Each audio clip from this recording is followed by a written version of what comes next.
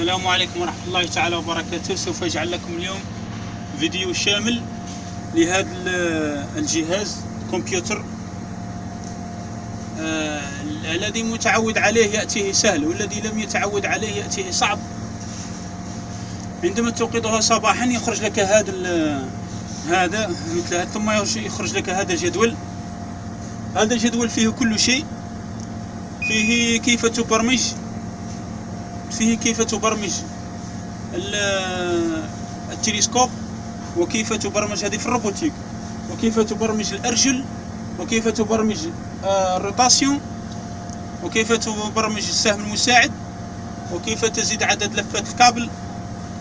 المهم أقول لكم باختصار، هنا يوجد مداك بينك وبين الحمولة من 3 أمتار حتى تنزل بهذه حسب طول الرافعة، حسب حجمها. مثل هذه حتى 44 متر، تنزل من هنا، هاي 44 متر مداك بينك وبين الحمولة. بعد يبقى هنا طولك، هاي داير هنا متر، يبقى من هنا طولك بينك وبين التلسكوب، طول التلسكوب. تأتي من هنا، اسمحوا لي إني في مكان ممنوع فيه التصوير، لذلك لست مركز في الكلام. يأتي هنا حتى 48 متر، 48 متر آخر طول تلسكوب، وهما 100% 5 تلسكوبات 100%. في هذه الوضعية يحمل لك هنا 1.2 طن. كل هذه المكان وهو قدرة حمولة. تأتي إلى هذه هنا 3 2 2، وهم عدد لفات الكابل.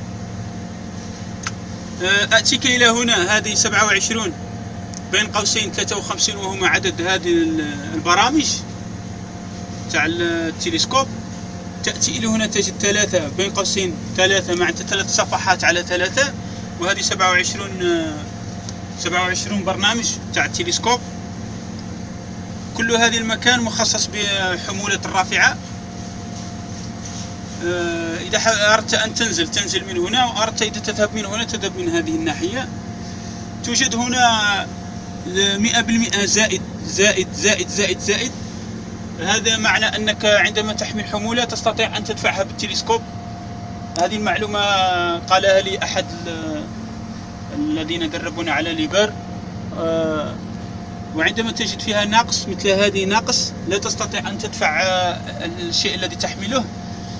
إذا بحثت هنا تجد تلسكوبات مرسومة فيهم ناقص، وآخرين مرسوم فيهم زائد. الزائد تستطيع أن تدفع به الحمولة، والناقص لا تستطيع.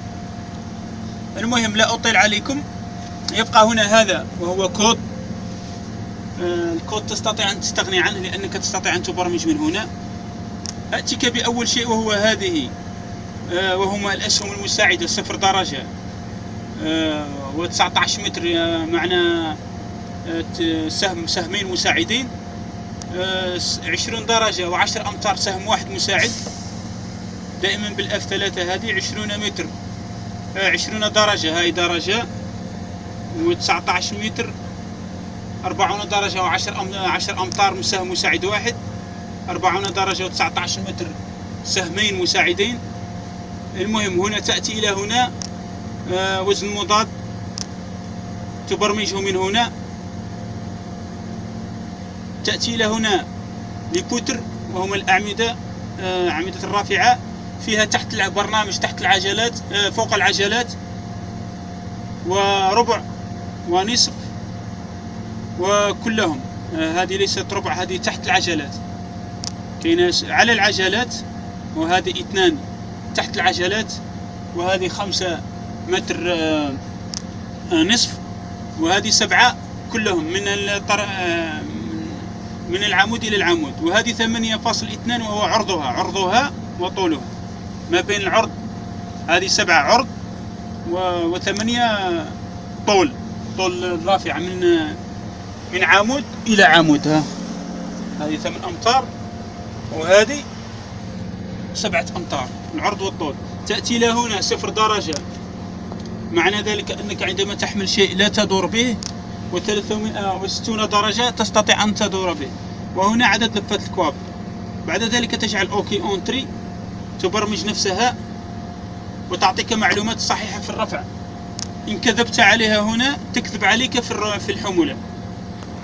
هذا مفروغ منه. نأتي إلى صفحة أخرى.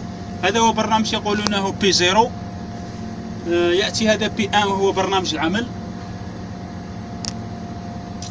برنامج العمل يعطيك كل شيء. هذه أول شيء أفويت وهي تطفئ هذه الجرس. يعطيك هنا قدرة حمولتك يدوي تراها بعينك. هنا 50% من قدرة حمولتك، معنى إذا كنت تستطيع أن ترفع 10 طن، عندما تصل إلى 5 طن تجدها في النصف، معناتها نصف حمولة.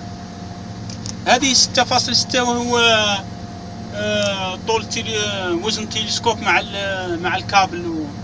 تستطيع أن ترجعها صفروات من هنا. هاي ولات صفر كي تعطيك الحمولة الصافية. هنا رسمت لك مكتوبة ماكسيموم.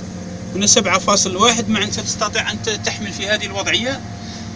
وهنا آن 6، معناتها 6 لفات كوابل، وهذه 7.1، معناتها تستطيع في هذه الوضعية أن تحمل 7 طن. هنا جعلوا لك متر ودرجة. هنا 17 متر مداك بينك وبين الحمولة، وهذه 62 درجة السهم. هاي هنا السهم وهنا المتر. هنا جعلوا لك 38.3 وهي طول تلسكوب. وين خرجت 4 تلسكوبات 38.2 متر. وهنا جعلوا 92، معناتها الخامس والرابع والثالث والثاني كلهم 92%، والأول 0 لم يخرج. هذا مسافتك وبينك وبين الموفل من الأرض إلى الفوق. تأتي له هنا هذه أرنب تنزعها من هنا.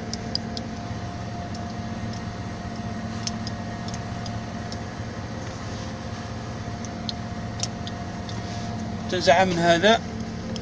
هذه رافعة قديمة نوعا ما.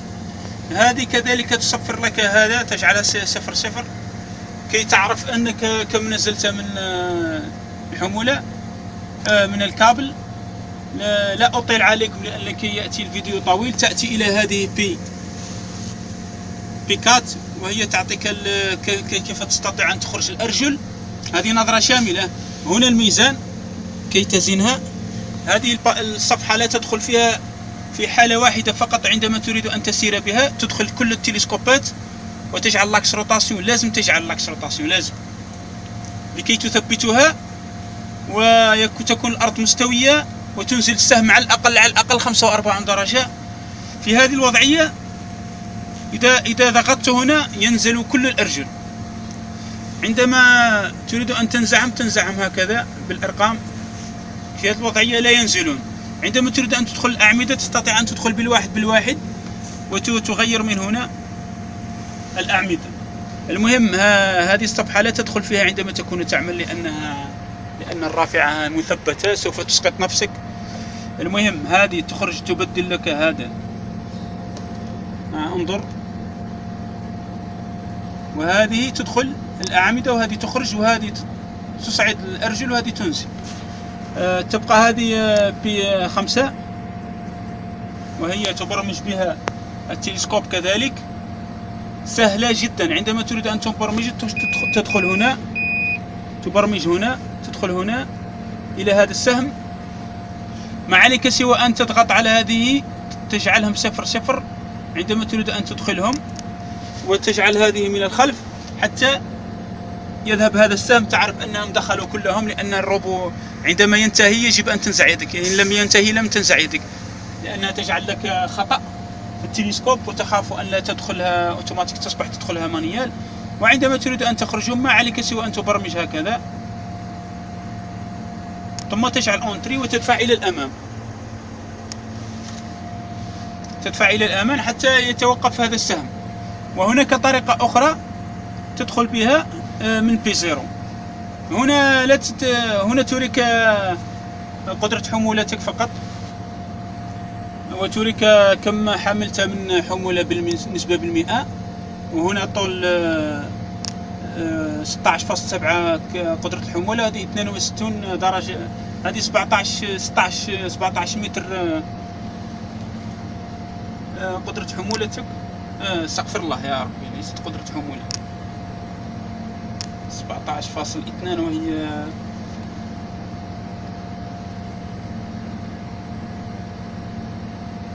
لا أدري 17.2 ما يقصدون بها متر، لكن لا أعلم.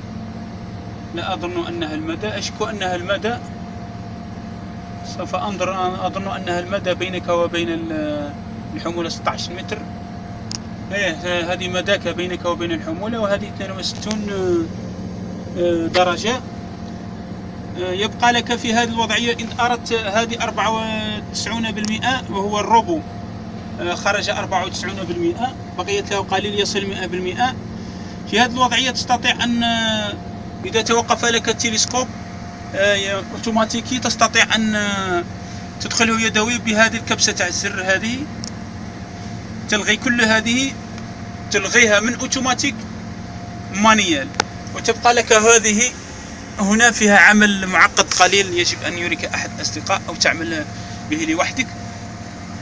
أنا أقول لك باختصار، وأنت إذا كنت وحدك أعمل بهم لعلك تفهمهم. اضغط على هذه، تنزع أوتوماتيك، تنتقل من الأوتوماتيك للمانيال، ويبقى لك هذا تضغط عليه مع هذه. يجب أن يساعدك أحد ليفهمك، لأن سوف يأتي درس طويل. عندما تتمم انزع هذه وارجعها أوتوماتيك. ما عليك سوى التلسكوب تجعله في الخامس هنا عندما يدخلون كلهم. إن شاء الله سأجعل له الآن شوية. لست مرتاح من السكيورتي، أخاف أن يأتوا السكيورتي. المفروض لا أصور في هذا المكان. المهم يبقى لك هذا الشيء، وهو بسات، وهو يعطيك كيف تحمل، كيف تزيد وتنقص في سرعة الكابل وسرعة الدوران الرافعة والسهم المركزي. سهلة جدا. عندما تكون تحمل أشياء ثقيلة يجب أن تأتي إلى هذه الصفحة لأنها تساعدك جيدا. هذه تغير لك هذا، تخير لك بين التلسكوب والفلاش والسهم. ما عليك سوى تأتي إلى هنا. هنا هذا من الأسفل، تغير من هنا ثم تجعل أونتري. يبقى لك هذا.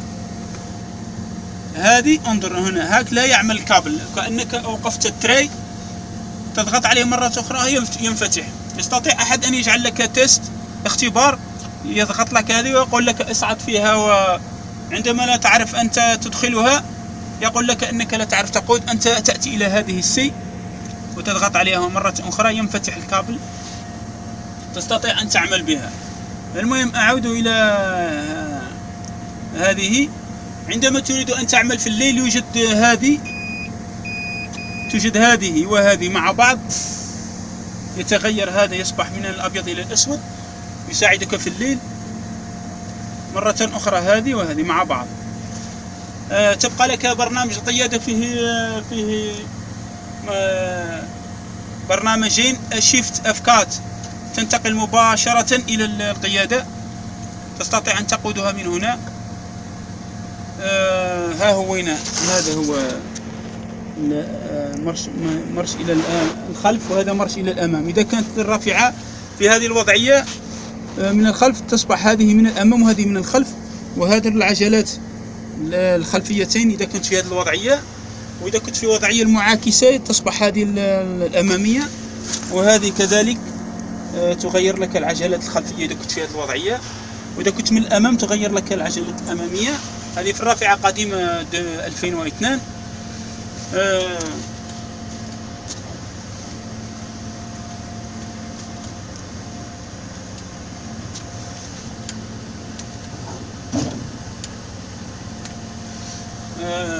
هذه تفتح لك مضخة العجلات الخلفيتين، وهذه المختصة بالدفع الرباعي والثماني لأنها فيها 8 عجلات هذه. وهذه بي، وهي فرام باركينج، مكبح اليدوي تنزعه من هنا. هو هنا. المهم تعود من شيفت أفكات، تخرج من هذا البروجرام، من برنامج، برنامج قيادة. هذو لا يعملون مختصين بالمهندس الكهربائي. أظن أني قلت لكم كل شيء. يبقى لكم لاكس روتاسيون وهو ها هنا في هذه، وهذا باركينج كي تقود. هذه غمازة اليمين واليسار. هذه الشانسر تاع لافليش، وهذه تصعد لك هذا قمرة القيادة تنزلها. يبقى لك هذا وهو الشانسر. هذا تستطيع أن تزيد عندما تصل إلى 100%. هنا 7 هنا 7 يتوقف. تستطيع أن تزيد حتى 130%. من الأحسن فوق 130 لا تزيد، لا أنصح به. مثله مثل الميزان لقد جعلت له دروس. أنا أطلب إن شاء الله أن تفيد هذه الدروس الجميع. الذين لا يعرفون أعرف، الذي يعرف راه لا يحتاج إلى هذه الفيديوهات. والسلام عليكم، اسمحوا لي على الإطالة.